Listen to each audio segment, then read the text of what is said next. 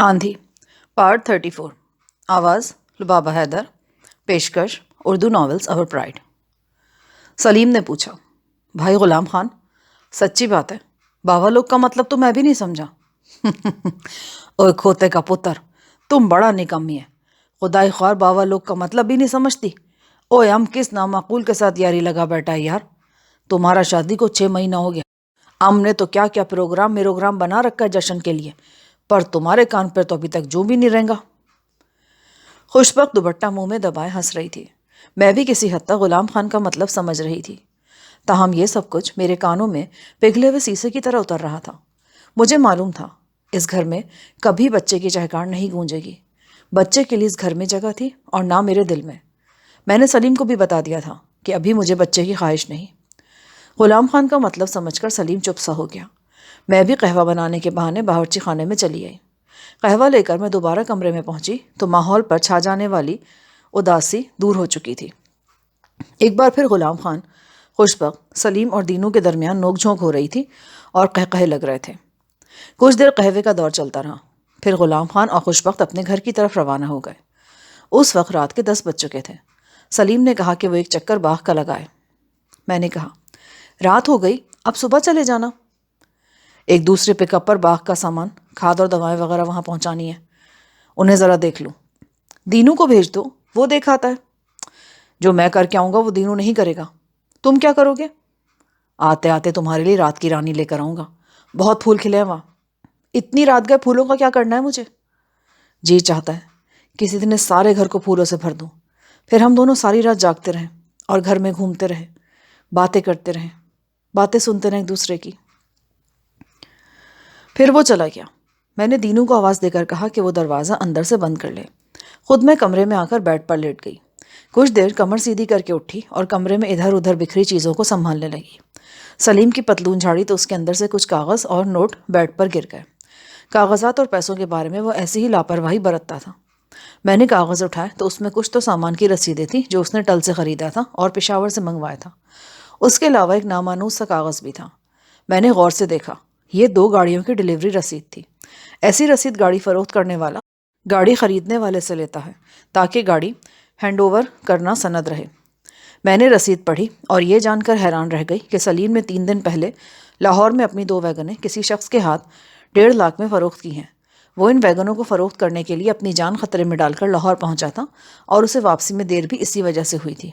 میں جانتی تھی کہ یہی 2 ویگنیں اس کی کل جائیداد ہیں جو اسے اپنے باپ کے ترکے سے ملی ہیں۔ وہ یہ 2 ویگنیں بھی فروخت کر کے ان کے بدلے گھر کا آسائشی سامان لے آیا تھا۔ آخر کیا ضرورت تھی اس گھر کو قیمتی سامان سے بھرنے کی؟ جس گھر کو رہنا ہی نہیں تھا، اس گھر کو بنانے سنوارنے میں نقصان کے سوا کیا حاصل تھا؟ عجیب آدمی تھا یہ بھی۔ میں نے کیا سوچا تھا اور سامنے کیا آ رہا تھا؟ میں اس کی محبت میں لمحہ بہ لمحہ دھنستی چلی جا رہی تھی۔ رہی صحیح کسر غلام، خوشبخت اور ان کی بیٹیوں نے پوری کر دی۔ ان کی پرخلوص چاہت ناک میں دم کیے دیتی تھی۔ کاش یہ چاہتے مجھے کچھ عرصہ پہلے ملی ہوتی۔ سوچتے سوچتے میرے جی میں آئی کہ کیوں نہ کسی دن خاموشی سے سب کچھ چھوڑ کر چلی جاؤں، ان سارے جنجالوں سے جان چھڑا کر اس راستے پر پہنچ جاؤں جس کا اختتام میرے انتقام کی تکمیل پر ہوتا تھا یا میری موت پر۔ مگر اس سوچ کے ساتھ ہی سلیم کی ماں کا چہرہ میرے تصور میں آ گیا۔ دیکھو بیٹی، تم ایک ماں ہو، میں بھی ایک ماں ہوں۔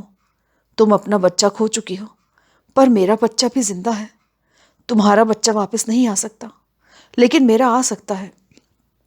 کیا ایک ماں اپنی ممتا کے صدقے دوسری ماں پر رحم نہیں کھائے گی؟ میں سوچنے لگی، کیا میرے اس طرح چلے جانے سے وہ عہد بچ جائے گا جو میں نے اپنی طرح کی ایک دکھی ماں سے کر رکھا تھا؟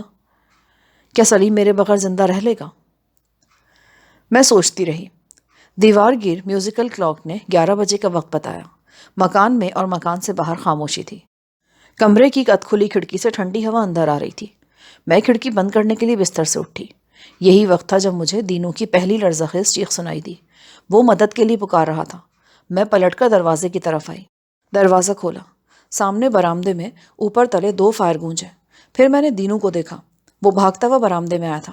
اس کے پیچھے شلوار قمیض اور پگڑی والا ایک دراز قد شخص تھا۔ اس آدمی نے بندوق کا وزنی کندھا پورے زور سے دینو کے سر پہ دے مارا۔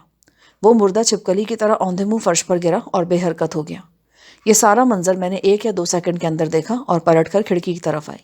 لیکن اس سے پہلے کہ میں کھڑکی تک پہنچتی یا اس میں سے کود کر باہر نکلتی، ادھ کھلی کھڑکی ایک دھماکے سے پوری کھل گئی اور ایک رائفل بردار کود کر اندر آ گیا۔ میں حلق کی پوری قوت سے چیخی۔ رائفل بردار نے مجھے دبوچنا چاہا تو میں جھکائی دے کر اس کی زد سے نکلی اور پتھر کا ایک وزنی گلدان پورے زور سے اس کے منہ پر دے مارا۔ میری ضرب بے حد کاری ثابت ہوئی۔ مد مقابل کے حلق سے ایک چیخ نکل گئی۔ وہ الٹ کر پہلے ایک میز سے ٹکرایا اور پھر ٹی وی سیٹ پر جا گرا۔ بالکل نیا ٹی وی سیٹ جسے ابھی آن بھی نہیں کیا گیا تھا، پہلو کے بل فرش پر گرا اور چکنا چور ہو گیا۔ اسی دوران میرے عقب سے ایک شخص کمرے میں داخل ہو چکا تھا۔ اس نے مجھے زوردار دھکا دیا اور میں اوندھے منہ بیڈ پر جا گری۔ گھلی ہوئی مہندی کا وہ پیالہ جو خوش بخت میلیری رکھ گئی تھی الٹ کر بیڈ پر گرا۔ تب ایک سخت ضرب میری کن پٹی پر لگی۔ پتہ نہیں یہ مکہ تھا، ریوالور یا بندوق کا کندہ تھا یا کچھ اور۔ بہرحال اس ضرب نے مجھے نڈھال کر ڈالا اور مجھے لگا کہ میں بے ہوش ہو رہی ہوں۔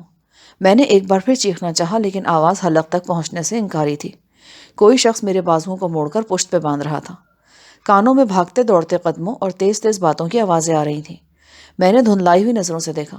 حملہ آور پورے گھر میں دوڑتے پھر رہے تھے۔ غالباً وہ سلیم کی موجودگی سے آگاہ تھے اور اسے تلاش کر رہے تھے۔ میں نے اپنی مزاحمت کو جمع کر کے ایک بار پھر مدد کے لیے پکارنا چاہا، لیکن اس وقت مجھے احساس ہوا کہ میرے منہ میں کوئی کپڑا ٹھونس دیا گیا ہے اور میری آواز تالو کے اندر ہی گونج رہی ہے۔ پھر کسی نے مجھے کندھے پر اٹھایا اور بھاگ کر کسی گاڑی میں ڈال دیا۔ فائرنگ کی آوازیں بھی مسلسل آ رہی تھیں۔ گاڑی اسٹارٹ ہوئی اور مجھے لے کر آگے بڑھی۔ میں نے گردن موڑ کر گاڑی کی کھڑکی سے دیکھا۔ عقب میں سرخ روشنی نظر آ رہی تھی۔ یہ روشنی آگ کے شعلوں کی تھی جو ہمارے مکان کی کھڑکی سے نکل رہی تھی۔ شعلوں سے صاف پتہ چلتا تھا کہ یہ پیٹرول یا کیروسین آئل کی آگ ہے اور چند ہی لمحوں میں پورے گھر کو لپیٹ میں لے لے گی۔ مجھے یقین نہیں آیا کہ ابھی کچھ دیر پہلے اسی گھر میں کھڑی سلیم سے باتیں کر رہی تھی۔ یہ سب کچھ ایک بھیانک خواب جیسا لگا۔ یہ سب کیا ہو رہا تھا؟ کیوں ہو رہا تھا؟ پشتو میں بولنے والے یہ لوگ کون تھے؟ دفتن گاڑی کو جھٹکا سا لگا۔ اس نے گلی میں 2-3 سخت موڑ کاٹے اور غلام خان کے گھر کے عین سامنے جا کھڑی ہوئی۔ ایک شخص نے گاڑی کے اگلے حصے سے کھڑے ہو کر زور زور سے پشتو بولی۔ ان فقروں میں غلام خان کا نام بڑی نفرت سے لیا گیا۔ اسی وقت مجھ پر یہ انکشاف ہوا کہ ہم پر قیامت ڈھانے والے ہمارے نہیں، غلام خان کے دشمن ہیں۔ ایک غلام خان کے گھر کی چھت سے ریوالور کے فائر ہوئے۔ بستی کے دیگر گھروں کی طرح غلام خان کے گھر کی چھت پر بھی ایک گول مورچہ سا بنا ہوا تھا۔ مٹی کے اس مورچے میں فائرنگ کے لیے جا بجا سوراخ رکھے گئے تھے۔ آوازوں سے اندازہ ہوتا تھا کہ فائر اسی مورچے سے کیے گئے ہیں۔ 1-2 گولیاں گاڑی میں بھی لگی۔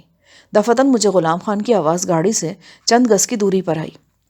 میں سیٹ پر بندھی پڑی تھی، دیکھ نہیں سکتی تھی، تاہم میرا اندازہ تھا کہ غلام خان اپنے گھر کے بیرونی گیٹ کے پاس کھڑا تھا۔ اس کی آواز غیظ و غضب سے پھٹی ہوئی تھی۔ اوپر تلے خود کار رائفل کے 2 برس چلے۔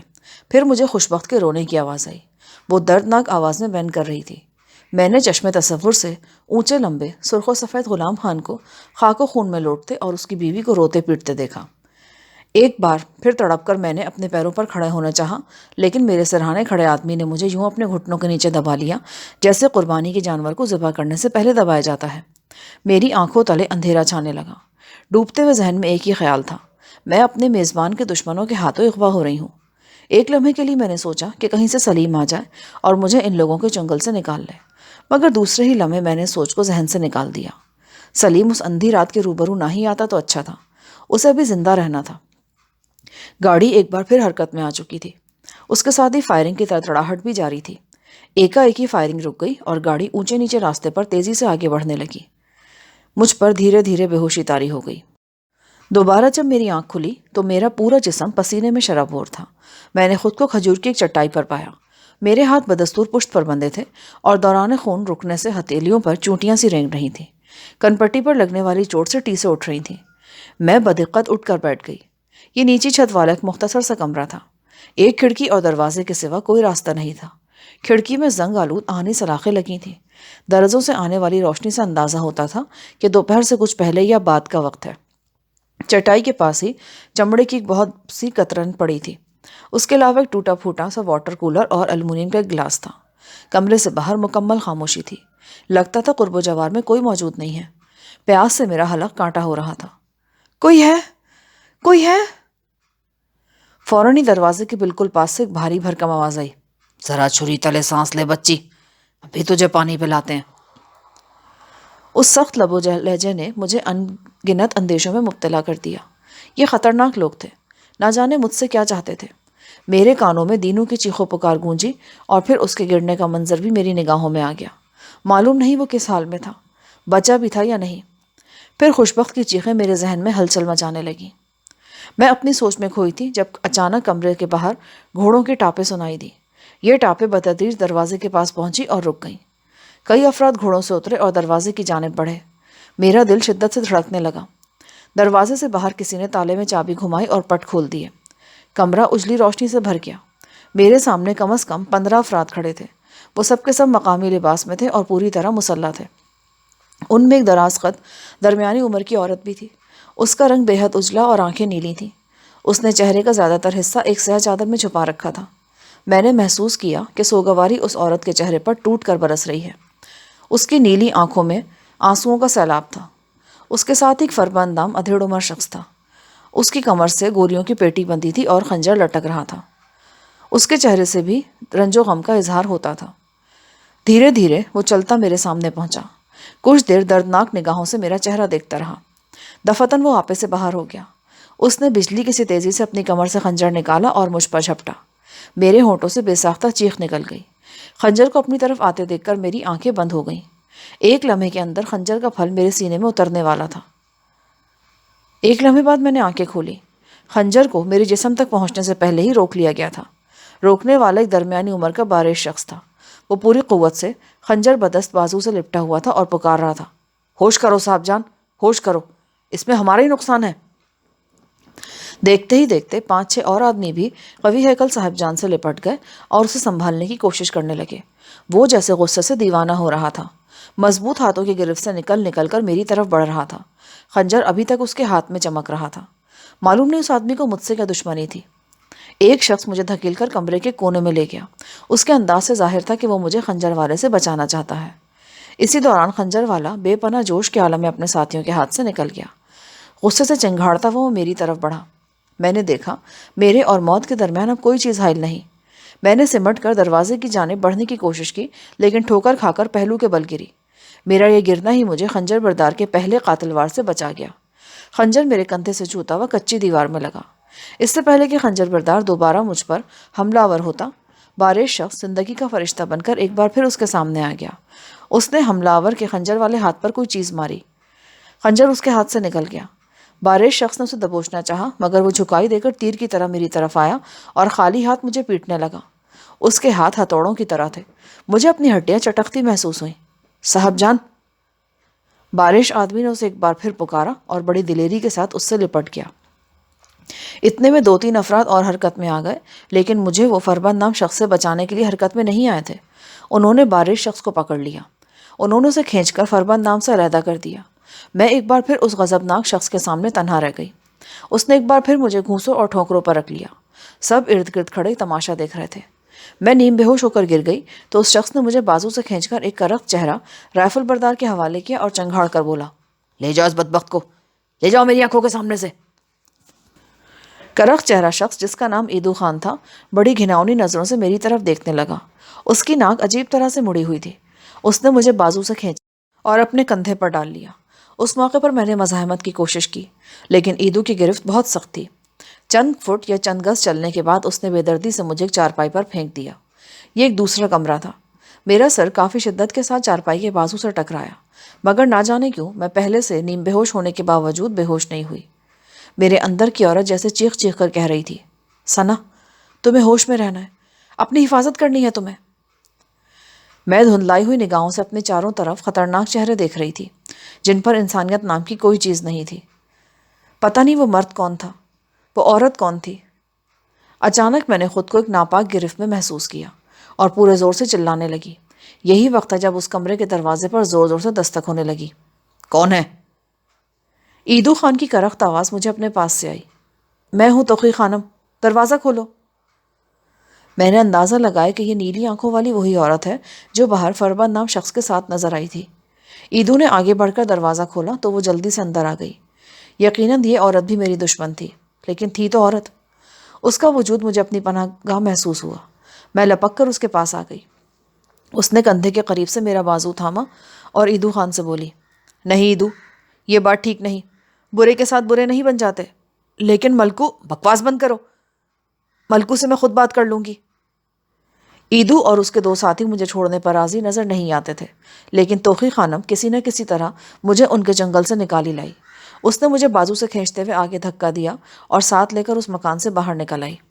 ایک جانب سے وہی فربند نام شخص چند مسلح افراد کے ساتھ برآمد ہوا۔ مجھے توخی خانم کے ساتھ دیکھ کر اس کے چہرے پر حیرت نظر آئی۔ اس نے پشتو میں توخی سے کچھ کہا۔ مجھے آزاد علاقے میں رہتے ہوئے 7-8 ماہ ہو چکے تھے اور میں کسی حد تک پشتو کے الفاظ سمجھنے لگی تھی۔ فربند نام شخص، جس کا پورا نام حاجت خان ملکو تھا، توخی خانم سے پوچھ رہا تھا کہ وہ مجھے کہاں لیے جا رہی ہے۔ توخی خانم نے کہا، میں اس لڑکی کو گھر لے جانا چاہتی ہوں۔ حاجت خان بولا، بہن، یہ اس قابل نہیں کہ تم اسے اپنے گھر کی دہلیز پار کراؤ۔ اس کا مقام ہمارے پیر کی جوتی ہے اور اس کی زندگی ہماری گردن کا بوجھ ہے۔ تم ٹھیک کہہ رہے ہو ملکو، میں بھی اسے جوتیوں میں ہی بٹھاؤں گی۔ اگر زندہ رہی تو موت کو ترستی رہے گی۔ حاجت خان اور توخی خانم کے درمیان مکالمہ کچھ دیر جاری رہا۔ اس مکالمے سے مجھے صرف اتنا پتہ چل سکا کہ توخی خانم کو اپنی نوجوان بیٹی کا غم ہے جو کسی وجہ سے اب اس دنیا میں نہیں ہے۔ اس مکالمے کے اختتام پر حاجت خان مجھے توخی خانم کے ساتھ بھیجنے پر رضامند ہو گیا۔ توخی خانم مجھے لے کر ایک استبل پر چلی آئی۔ یہ جگہ اس جھوپڑا نما مکان سے نصف فرلانگ دور تھی جہاں مجھے مارا پیٹا گیا تھا۔ میرا جوڑ جوڑ دکھ رہا تھا اور منہ میں رہ کر خون کا ذائقہ گھل جاتا تھا۔ یہاں 4 گھڑ سوار موجود تھے۔ ان سب کا لباس تقریباً ایک جیسا تھا۔ بھاری شلوار نما پرتوگ، کڑھائی دار کھلی قمیضیں، سفید پھولوں والے لال پٹکے۔ توخی خانم کو دیکھتے انہوں نے ادب سے سر جھکا لیا۔ ہمارے پہنچتے ہی 2 خالی گھوڑے لا کر کھڑے کر دیے گئے۔ توخی خانم نے ایک گھوڑے پر مجھے سوار کرایا اور دوسرے پر خود سوار ہو گئی۔ ہمارا یہ مختصر سا قافلہ اونچے نیچے پیچیدہ راستے پر سفر کرتا شمال کی جانب روانہ ہو گیا۔ گھڑ سواری کا مجھے کوئی تجربہ نہیں تھا، راستہ بھی ناہموار تھا، میں بار بار گر جاتی تھی۔ توخی خانم نے یہ دیکھتے ہوئے مجھے گھڑ سوار کے پیچھے بٹھا دیا۔ قریباً 5 میل فاصلہ 2-2.5 گھنٹے میں طے کر کے ہمیں خیمہ بستی میں پہنچے۔ یہاں خیموں کے علاوہ نیم پختہ جھونپڑے بھی تھے جن پر مکانوں کا گمان ہوتا تھا۔ خیموں اور جھونپڑوں سے باہر کتے اور خچر وغیرہ بندھے ہوئے تھے۔ کتوں نے ہمیں دیکھتے زور و شور سے بھونکنا شروع کر دیا اور ملیشیا کی لمبی قمیضوں اور ننگی پنڈلیوں والے بچے جھونپڑیوں سے نکل کر ہمیں دیکھنے لگے۔ میں نے اندازہ لگا کہ یہ ایک ویسی ہی بستی ہے جہاں سے مجھے لایا گیا ہے۔ ان لوگوں کے رہن سہن کا انداز خانہ بدوشوں جیسا تھا۔ بستی کے درمیان سے گزر کر ہم ایک کشادہ جھونپڑے میں آئے۔ اس جھونپڑے کی دیواریں گارے اور پتھروں کی تھیں۔ جھونپڑے کے چاروں طرف سرکنڈوں کی اونچی باڑ تھی۔ ایسی باڑیں بیشتر جھونپڑوں کے گرد نظر آ رہی تھیں۔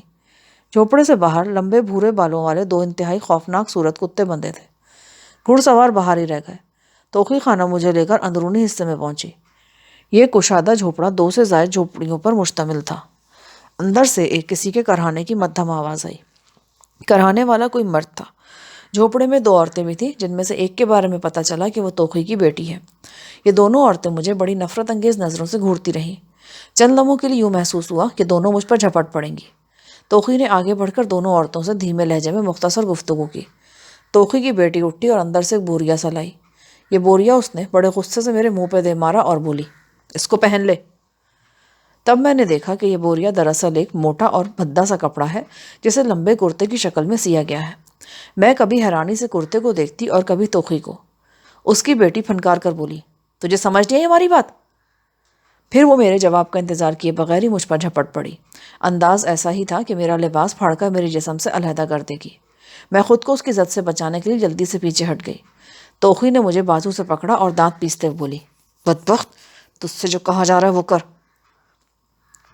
جھونپڑے کے ساتھ والے حصے میں جا کر میں نے ریشم کی وہ پھولدار قمیض بدلی جو میرے جسم پر چاند رات کی نشانی تھی۔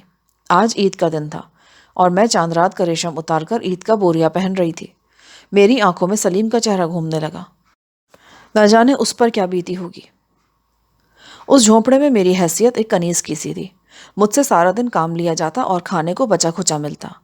یہ پاؤندو یعنی خانہ بدوشوں کی بستی تھی۔ عمر شاہ لندو نامی شخص یہاں کا سردار یا ملک تھا۔ توخی خانم ملک عمر شاہ لندو کی بیوہ بھاوش تھی۔ اس کے 2 بچے تھے، ایک لڑکی غلام سکینہ اور ایک لڑکا زرگل۔ یہ زرگل وہی تھا جس کی کراہیں میں نے جھونپڑے میں داخل ہوتے ہی سنی تھی۔ اس کے چہرے پر ایک گہرا زخم تھا اور یہ زخم میرا ہی دیا ہوا تھا۔ ان سب باتوں کا علم مجھے بعد میں غلام سکینہ کی زبانی ہوا۔ جب مجھے غلام خان کے گھر سے اغوا کیا گیا تو میں نے حملہ آوروں کی مزاحمت کی تو زرگل ہی وہ شخص تھا جس کے چہرے پر میں نے وزنی گلدان سے ضرب لگائی تھی۔ یہ ضرب بہت سنگین ثابت ہوئی۔ نہ صرف اس کا رخسار پھٹ گیا تھا بلکہ آنکھ کے نیچے بھی گہرا زخم آیا تھا۔ اس واقعے کو اب 10 روز ہونے کو آئے تھے، لیکن زرگل کا زخم اچھا نہیں ہوا تھا۔ وہ اکثر کراہتا رہتا تھا۔ شب و روز ایک لنگے بدے معمول کے ساتھ گزر رہے تھے۔ صبح اٹھ کر مجھے کم از کم 15 بھیڑوں اور بکریوں کا دودھ دھونا پڑتا۔ کچھ عرصہ پہلے میں نے نور گاڑی سے دودھ دھونا سیکھا تھا۔ اس وقت کیا پتا تھا کہ جلدی یہ کام میری سخت ترین مشقت میں شامل ہو جائے گا۔ میری کلائیاں پھوڑے کی طرح دکھنے لگتی۔ بعد ازاں مجھے غلام سکینہ اور چند دوسری عورتوں کے ساتھ پانی لانے کے لیے چشمے تک جانا پڑتا۔ چشمے کا فاصلہ 1 میل سے کم نہیں تھا اور راستہ نہایت دشوار گزار تھا۔ واپس آ کر غلام سکینہ تو ریوڑ کے ساتھ بستی سے باہر چلی جاتی اور میں سارا دن توقی خانم کی نگرانی میں کام میں جتی رہتی۔ گھر کا سارا کام مجھ سے لیا جاتا۔ اگر کچھ وقت بچتا تو چٹائیاں بننے پر لگا دیا جاتا۔ یہ چٹائیاں کھجور یا اسی طرح کے کسی اور پودے کے خشک پتوں سے بنی جاتی تھیں۔ سارا دن بستی کی گلیوں میں کتے بھونکتے، بچے شور مچاتے اور بکریاں میمیاتی رہتی۔ میں یہاں سے فرار ہونے کا تصور بھی ذہن میں نہیں لا سکتی تھی۔ خونخوار کتوں اور انگنت رائفلوں کی زد سے بچ کر اس نامعلوم مقام سے نکل جانا ناممکن تھا۔ غلام سکینہ اب مجھ سے تھوڑی بہت باتیں کر لیا کرتی تھی۔ ایک رات جب مطلع ابر آلود تھا اور بارش کی ہلکی ہلکی بوچھاڑیں ہوا کے زور سے جھوپڑے کے دروازوں سے ٹکراتی تھیں، غلام سکینہ کے قریب لیٹے لیٹے میں نے اسے مخاطب کیا۔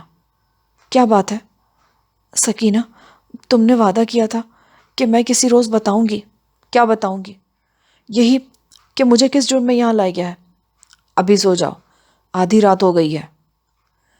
سکینہ نے بیزاری سے کہہ کر چہرہ دوسری طرف کر لیا۔ میں اپنی جگہ خاموش لیٹی رہی۔ پھر پتہ نہیں کیوں سکینہ کو مجھ پر ترس آ گیا۔ چند منٹ بعد اس نے رخ بدلا اور مقامی لہجے میں بولی، ہاں پوچھو، کیا پوچھنا چاہتی ہو تم؟ میں نے اپنا سوال دہرا دیا۔ وہ سرگوشی میں بولی، دیکھو اماں کو کچھ نہ بتانا، ورنہ وہ تمہارے ساتھ ساتھ میری چمڑی بھی ادھڑ دے گی۔ وعدہ کرتی ہوں کچھ نہیں بتاؤں گی۔ میں جانتی ہوں تم بے قصور ہو، لیکن ہمارے رواج کے مطابق ایسا نہیں ہے۔ آج سے 1.5 برس پہلے ایسی قبر آلود رات کو ہمارے گھرانے پر قیامت بیت گئی تھی۔ ہمارا پڑاؤ اسی علاقے میں تھا۔ ساتھ والی بستی میں ایک شادی کی رسم تھی۔ حاجت خان ملکو کی بہن کی شادی تھی۔ میرا والد، میری ماں اور میری بڑی بہن نگینہ اس شادی پر گئے تھے۔ رات کو کچھ گھڑ سواروں نے شادی والے گھر پر حملہ کیا۔ اس حملے میں میرا باپ سینے میں گولی لگنے سے مر گیا، جبکہ 2 اور آدمیوں کو بھی شدید زخم آئے۔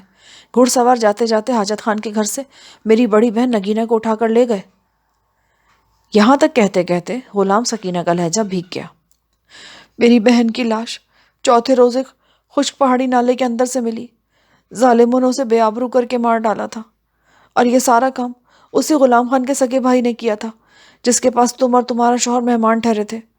ہمارے قبیلے کا قانون ہے کہ مہمان کے خون کا بدلہ مہمان کا خون ہوتا ہے۔ غلام خان کے گھرانے نے چونکہ حاجی خان ملکو کے مہمانوں کو قتل کیا تھا، لہٰذا حاجت خان بھی اسی انتظار میں تھا کہ وہ غلام خان کے گھرانے کے مہمانوں کو نشانہ بنائے۔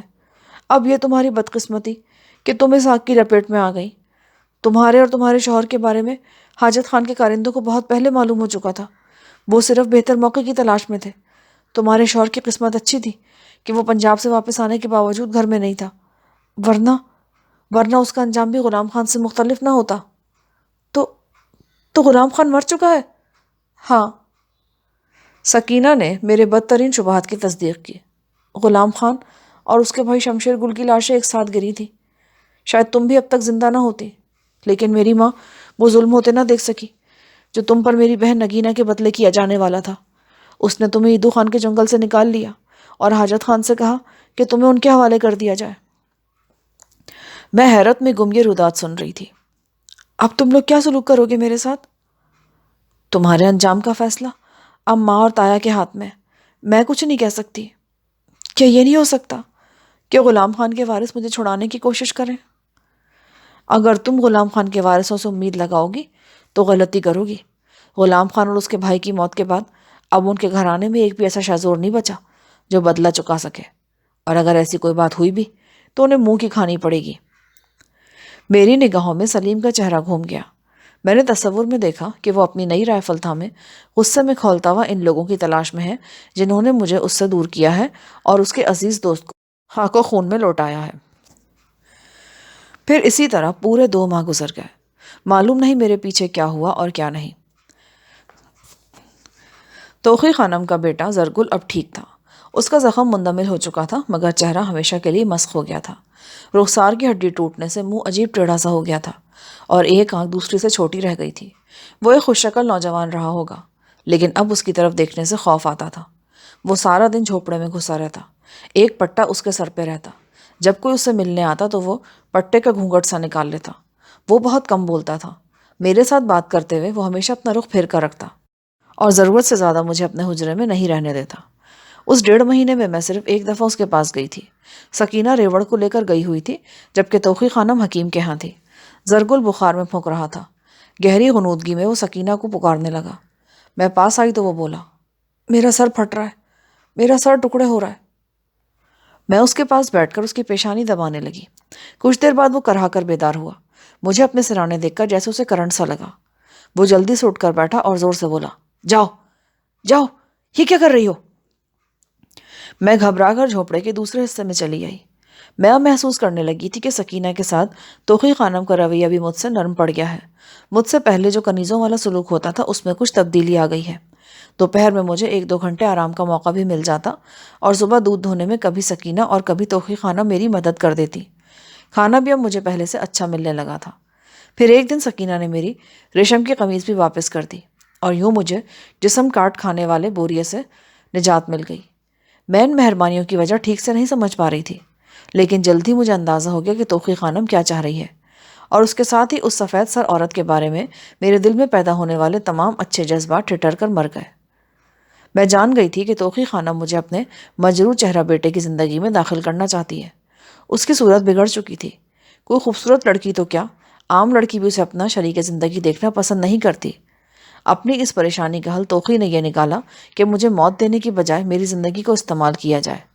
وہ ایک جہاں دیدہ عورت تھی۔ شاید پہلے ہی دن سے وہ اپنے ذہن میں اس مکروہ سوچ کا بیج ڈال چکی تھی۔ مجھے اس سے نفرت سی محسوس ہونے لگی۔ یہ درست تھا کہ زرگل میرے ہاتھوں زخمی ہوا تھا، لیکن یہ زخم میں نے نہیں، اس کے مجرمانہ رویے نے اس کو دیا تھا۔ میں اس زخم کا بدلہ چکانے کو ہرگز تیار نہیں تھی۔ پھر ایک روز توقی نے سکینہ کے ذریعے یہ بات مجھ سے کہہ ہی دی، بھائی زرگل بہت گمسم رہتا ہے۔ بیمار ہونے سے پہلے ایک جگہ اس کے رشتے کی بات چل رہی تھی، وہ بھی ختم ہو گئی ہے۔ حکیم جی نے کہا ہے کہ اس کی بیماری کا واحد حل اس کی شادی ہے۔ گھر گرہستی میں پڑ جائے گا نا تو ٹھیک ہو جائے گا، لیکن اب اس سے شادی کرے گا کون؟ میں نے سکینہ کی بات کا رخ گھمانے کی کوشش کی، لیکن وہ ہر بار گھوم پھر کر اسی طرف آ جاتی۔ تایا جان تو تمہارے بارے میں کچھ اور ہی سوچ رہے تھے، لیکن ماں نے انہیں روک دیا۔ وہ کہتی ہے، میری بیٹی کے ساتھ جو بیت گئی سو بیت گئی، اب میں کسی اور کی جان کیوں لوں؟ ان کا خیال ہے کہ تم بیٹی بن کر ہمیشہ اسی گھر میں رہو۔ ماں کا خیال ہے کہ تم بھائی سے، میرا مطلب ہے کہ بھائی کے نکاح میں آ کر عزت سے اس گھر میں رہو۔ تم لوگوں نے کیسے سمجھ لیا کہ میں تم لوگوں کی خواہش کے سامنے سر جھکا دوں گی؟ کیسے لوگ ہو تم؟ سب کچھ جانتے ہو پھر بھی ایسی باتیں کرتے ہو۔ یہ بات تمہارے چاہنے یا نہ چاہنے کی نہیں ہے، یہاں وہی ہوتا ہے جو بستی کا ملک کہتا ہے۔ اگر بستی کا ملک ایسا ہی اندھا ہے تو میں اس پر لعنت بھیجتی ہوں۔ لعنت تجھ پر اور تیرے ہوتوں سوتوں پر 1000 بار۔ میری اور سکینہ کی آوازیں سن کر توقی خانم بھی وہاں چلی آئی۔ وہ غصے میں بھری ہوئی تھی۔ آتے ساتھ ہی اس نے ایک چانٹا میرے منہ پہ دے مارا اور برسنے لگی۔ شاید وہ مجھے بری طرح پیٹ ڈالتی، لیکن اسی دوران وہ بارش شخص اندر آ گیا جس نے اس سے پہلے بھی مجھے بچایا تھا۔ یہ ایک ادھیڑ عمر نورانی صورت شخص تھا، ایسا شخص نیکی جس کے چہرے پر لکھی ہوتی ہے۔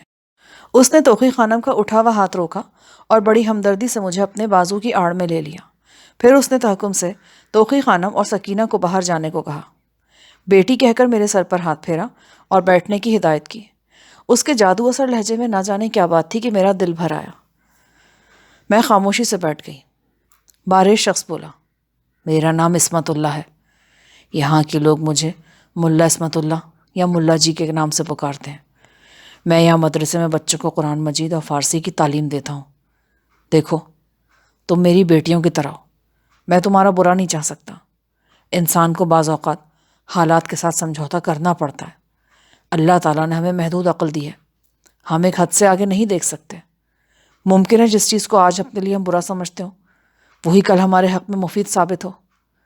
جس جگہ تم آ گئی ہو وہاں سے واپس لوٹنا آسان نہیں۔ اگر کوئی انہونی نہ ہو جائے تو تمہیں اب یہیں رہنا ہے۔ انسان جس جگہ رہے وہاں کے رسم و رواج کی پابندی کرنا پڑتی ہے۔